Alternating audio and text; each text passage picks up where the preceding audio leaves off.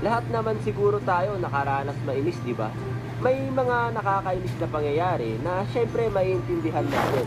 Meron din mga sitwasyon na maiinis ka talaga. Tulad na lang kapag papasok ka sa school or sa trabaho. Hindi ka pwede malis doon.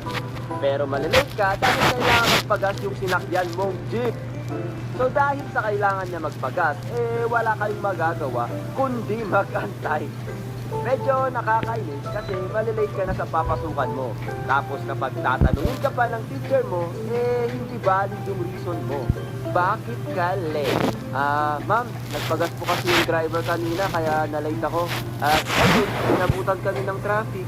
Dapat kasi, gumising ka ng maaga. Pero syempre, di ba, mapapaisip ka rin na baka nga pagod si manong driver kaya hindi na siya nakapaggas pagkatapos niya mamasaga. Nainis ka na din ba?